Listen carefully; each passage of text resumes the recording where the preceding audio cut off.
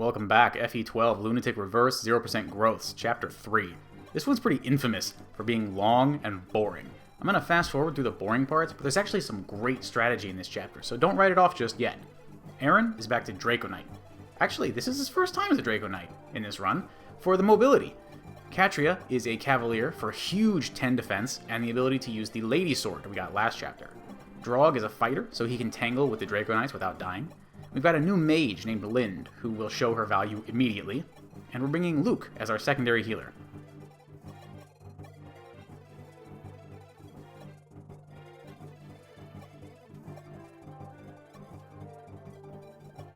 I sold some convoy stuff to buy an Angelic Robe and an energy drop.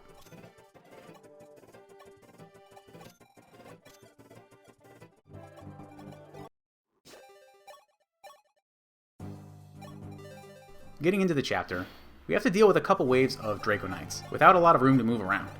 So the only real goal is to survive enemy phase, and then blow them up from range on player phase. We have a new Pegasus Knight named Palla, who has absolutely incredible base stats, in particular her 16 speed, and her movement here is just to make sure that Draco Knights head toward our army rather than toward Palla.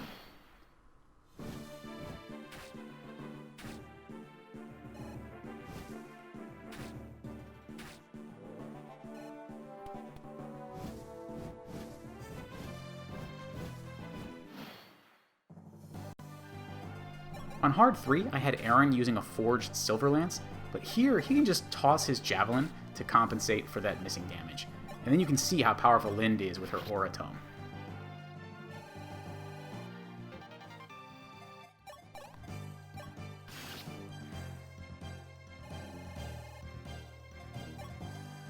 Our forged iron bow is still able to one-shot these Draco Knights, so we are living large.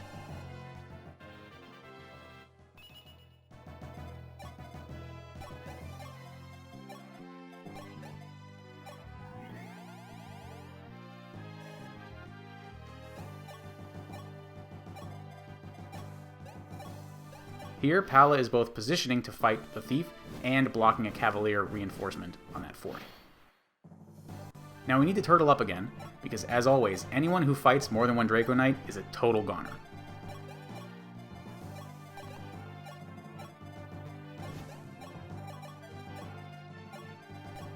Malicia's going to mend Aaron back to full here. He does need to be full, and a mend is more gold efficient than a heal and a vulnerary. The extra point of movement from having Gordon as a hunter rather than an archer, since we have full reclassing unlocked, has a lot of benefits when you're setting up these tight formations. Palla one-shots the thief with her silver lance, but because it's hard 4, the thief hits first, and that makes things quite a bit more dangerous for Palla than usual.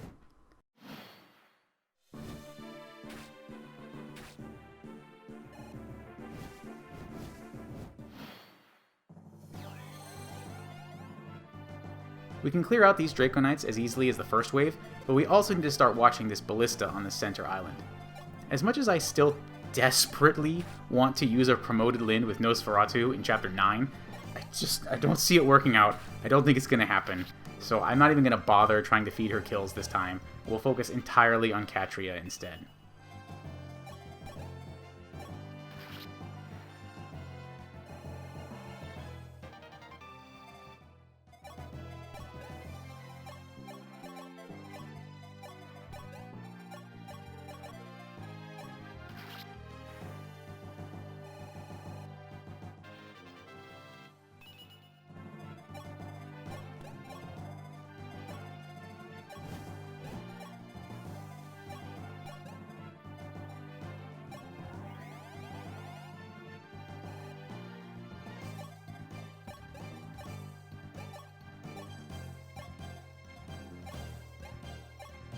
This vulnerary looks a little wasted on Palla, but you'll see why it's necessary.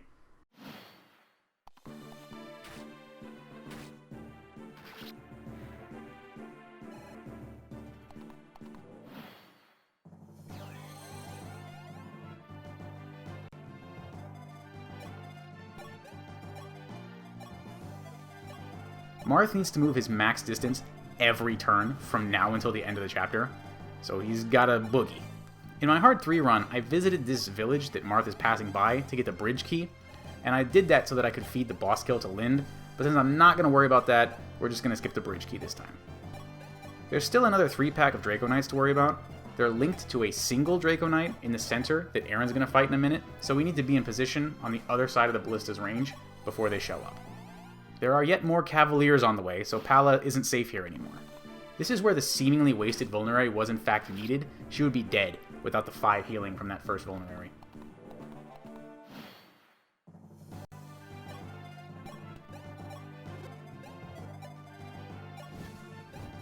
Aaron's going to go ahead and pull the lone Draco Knight, who's carrying a Master Seal.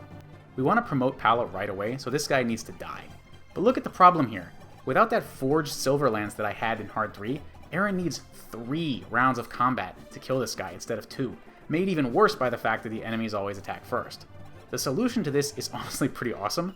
I'm going to put Aaron a little closer to Palla here for later, and use a Vulnerary and equip the Iron Axe. See, this Draco Knight has triangle advantage against Aaron if he's got the Silver Lance on, as well as disadvantage against Marth. By switching Aaron to the Iron Axe, it makes Marth appealing enough as a target because he doesn't have triangle advantage over Aaron anymore, and so now the Draco Knight's going to attack Marth, and Marth is able to supplement the missing damage. Now Aaron is able to kill him with another Silver Lance hit on player phase. This is an absolutely beautiful adaptation of my original strat into the Hard Force setting. Now this 3-pack of Flyers can arrive in various configurations, but I'm confident they all have a solution. I've solved, I think, 3 different variations of this. The only tricky part is that Militia will get one-shot by the Ballista, so she can't be in range of the Ballista. But funny enough, Luke will not. He's got 18 health, 3 defense, and 6 resistance, making him by far the tankiest healer you can have right now. It's honestly kind of OP how tanky he is. But I managed to get it done without exposing Luke anyway. So yeah, Aaron needed to be in that spot for Palla to reach him and heal up, and also for him to reach the Draco Knight. Absolutely beautiful play. Marth recruits a new fighter, who's not very interesting, and we get to work on the last 2 Flyers. Drog does indeed need a mend here to survive the Ballista, and I believe this is the only turn where I needed a second healer, but it's all good.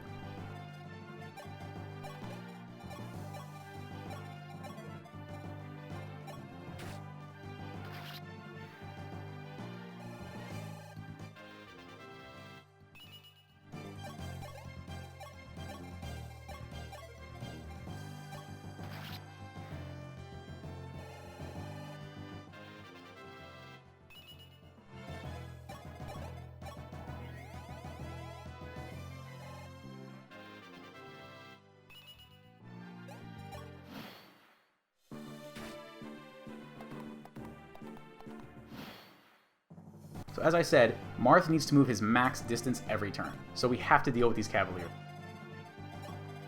Aaron trades the Master Seal off, and Palla gets some massive promotion bonuses. But notice, if Palla only had the Iron Axe in her inventory and then promoted, the game would not auto-equip the Iron Axe, and she would just not retaliate at all when she gets attacked on enemy phase.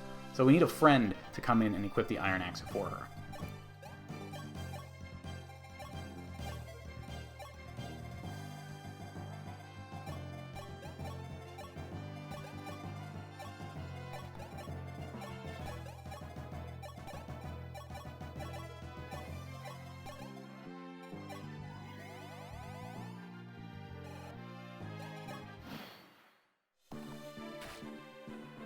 If these Cavaliers roll lower defense, Palla will one-round them with the Iron Axe, but I didn't want to rely on that.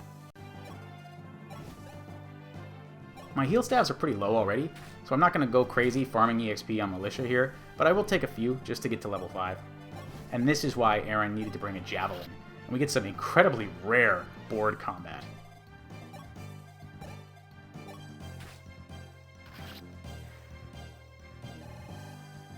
Now this is the slow part, so I'll go ahead and fast forward. The highlights are that Marth and Palla both have to use 1 Vulnerary, and we get the Energy Drop and Angelic Robe out of the Convoy for Palla to use, giving 2 Strength and 7 HP respectively.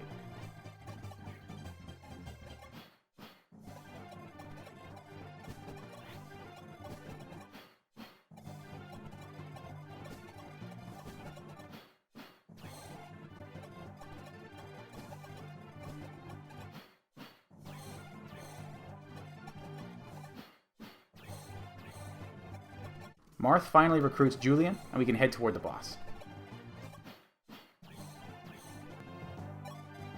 This is why Palla had to use a Vulnerary. She needs to move before the forts alone would have made her healthy enough. She needs to be at full health. I used the save tile in case something silly happened, like Palla missing, but nothing strange happened. In Hard 3, I had to get a dodge with Palla and used a Forged Iron Axe for this turn, but we can avoid both of those things with the stat boosters that we gave her.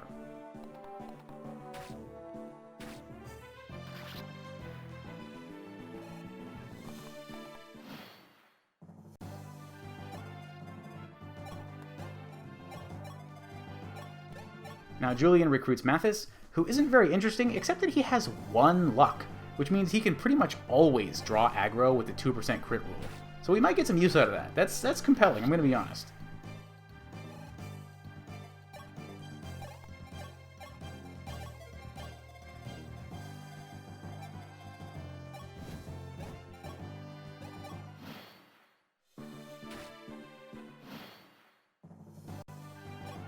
Marth would die to the Ballista here on next enemy phase without the earlier Vulnerary, so that explains that. I'm going to crit the boss with Palla's Silverlance, and funny enough, I didn't even need the save tile, but I'm really only doing this because I want to go fast. You could very easily use the bridge key and get Lind over here for some fat aura damage if you don't mind a higher turn count.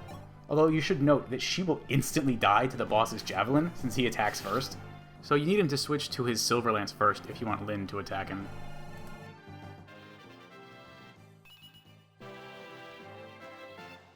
For killing the boss, we get the Taurus Shard, which gives you +1 strength and defense while held, which is pretty good. Anyway, that's Chapter 3 in 20 turns. 2 turns faster than my Hard 3 run, which is awesome, and we had some fantastic, satisfying strategy in play here. Very, very fun for what's usually a snoozer of a chapter. Hope you enjoyed it. Thanks for watching.